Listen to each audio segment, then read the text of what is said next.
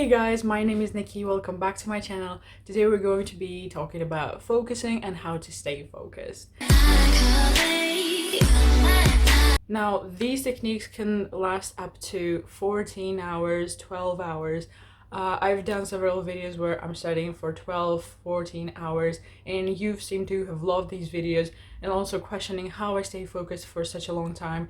So today I'm going to be talking about how I do that. This doesn't mean that I'm urging you to study for 14, 15 hours every single day. I'm not able to do that. I'd be dead by now. So I'm definitely not urging you to do this every single day. But sometimes during exams, we need to study longer and in a shorter amount of time. So you might have 2 days for one exam that has a massive corpus that you need to study. Focusing for me has 3 key points, and that's motivation, distraction, and surroundings. I'll start with the first one because it's the most important one, and this is where everything starts. Motivation comes from goals. If you have goals, then you have motivation to fulfill those goals. If you don't have goals, then you don't have motivation and you don't need to focus on anything since you don't care about anything. Now, goals are not always about career. It could be about your personal life, about maybe losing weight or choosing a better diet, or working out more often, seeing your family more often. And it doesn't have to be something big. It doesn't have to be like, I want to be a billionaire. It could be something that could be achieved in the short term. So for instance, this week I want to lose half a kilogram.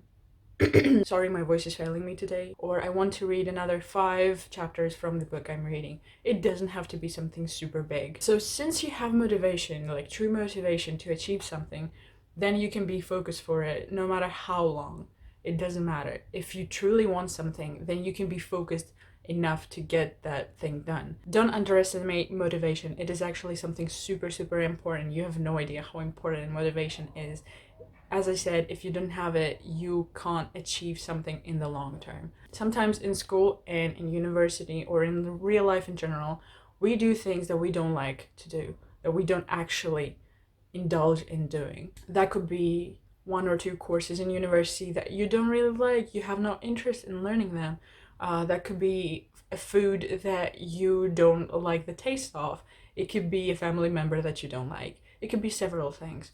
So how do you overcome that? Look further than that. Look over that. What is it that this obstacle could give you? Let's say I have several subjects in my university that I don't like, but somehow I've passed those exams. Don't ask me how. Let's say geopolitics. I'm not planning to become a geopolitic. That's just not my thing. I'm not good enough for that. But I've passed all exams for geopolitics. Find that little thing that interests you in geopolitics.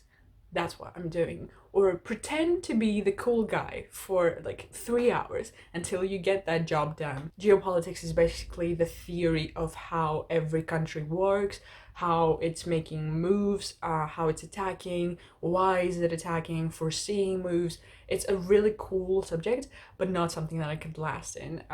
I'm going to be terrible at that if I choose that as a career. It sounds very awesome to be able to foresee moves of other countries. So for those 3-4 hours that I have to study geopolitics, why not pretend to be the president of a country?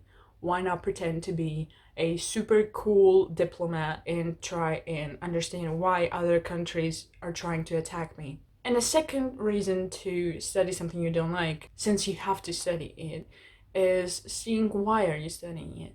For instance, if I don't pass geopolitics exams, I'm not going to finish university and I'm not going to do what I really love. So in order for me to finish university, to achieve my dreams, I need to pass geopolitics. So I have no other way to do that. Isn't that enough of a motivation to get me going, even if I'm not becoming a diplomat? I don't want to be stuck in university forever. Find why you're doing whatever you're doing, give it reason, and then turn it into motivation. Second thing is distractions with an I and A, not distractions as destroy. Well, technically they are distractions as in destroying as well, because they're destroying your focus. Distractions is something that has been really popular during our generation. because we have a ton of distractions. We have our laptops, our phones, we have our surroundings. Distractions is, again, a very, very big thing. I'm not saying that I'm not getting it. Obviously, from a certain point, I start getting distracted because focusing for more than 4 hours, let's say, to me, is kind of like, wait a second, there are other things around the world. And I start getting distracted from things that won't matter tomorrow. Today, let's say I've been studying for 8 hours, and suddenly I look at my phone and that new Instagram post that someone posted, and this is the beginning to everything. If I turn on my phone and look at that post, I will look at another post and another post, and then boom, you have been on Instagram for 3 hours straight. Think about it this way. You have a life. Whatever you do those first 30 years will pretty much tell how the rest of your life will be. I am 20 now, 20 and a half. So let's say that I have very little time left to form my life the way I want it to be formed. If I don't study now and choose to stay on Instagram for 3 hours every day, I practically am kind of defining how my life is going to be in 10 years from now when I'll be 30. I don't think my life is going to go well if I choose something to distract me as something more fulfilling than studying for my exams. Now, obviously, I'm not telling you to retain from everything that gives you temporary happiness. If you have something urgent going on, if you have exams tomorrow, next week, you can't just sit back and wait for those exams to magically kind of pass themselves.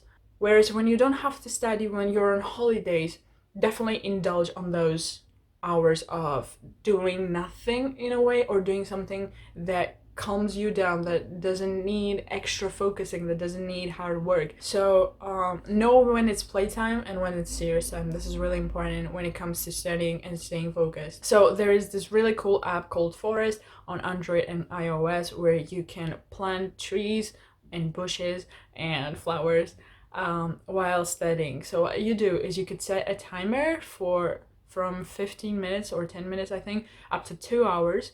And during that time, your tree is growing and you can't enter any other app. Otherwise, your tree will die. So this sounds really stupid, I know, but believe me, once you start doing it, you'll actually get really motivated to study. Remember that distraction has to do with motivation again.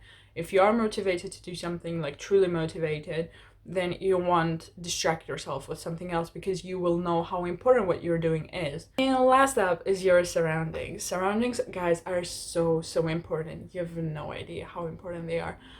Let me give you an example. You are at school, at university, at work, and you think, man, when I come back, I'm going to do my homework, I'm going to study that, I'm going to do this, or I'll come back home and instead of eating chocolate, I'll eat a healthy meal. In your mind, you have something very healthy. But once you come back home, you see that cake that your mom made, or you see the TV. Immediately, you find distractions. What does that mean? Why in your school you wanted to do your homework, but once you come home, you prefer the TV. That means that certain places, certain surroundings inspire you to fulfill your goals. The perfect surroundings for me are my desk and my room. Why? Because I've made my room in such a way, in such a aesthetic, that I love being in it and studying. This part of the room, the way it is, it inspires me to study. Why? Because I've turned it that way. I want it to be that way because this is what inspires me. This is what motivates me to study. Because these guys tell me that, you know what, we've worked hard and you could do it too. Anyone could work hard. So why not do it? So for me, this is the perfect space to study. I don't mind being in my room all day studying. Why? Because I love this place. It's really cool here. If you want, you could come over, we could study together, I don't mind. For some people, their room is a trap. They can get distracted by literally everything. For those people, a library, a cafeteria would sound a little more suitable because they don't have distractions there, although people coming over all the time doesn't sound very good for me. But this is very personal. Look around and think of what would be the perfect place for you. For instance, for me, the living room is the biggest distraction ever because we have our cat there running around and sitting on my homework. I don't know what's the problem with that. He just sits on my papers and doesn't let me study.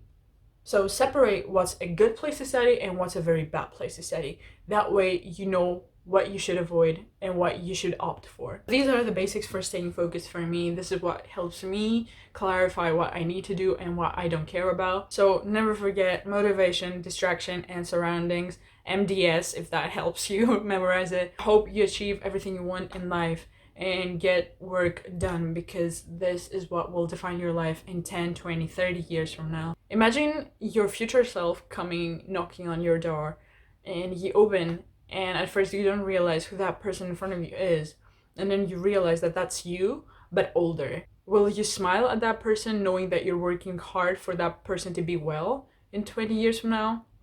Or are you going to cry in front of him because you're failing that person? This has really changed my life and the way I think about getting work done. I hope it does the same for you. Sometimes you need to work hard, you need to cry, you need to feel sad, you need to feel pain and exhaustion in order to feel happiness in the long term. So that's it for today. Thank you so much for watching this video. I hope it helped you out. And I guess I'll see you on my next video. Peace out.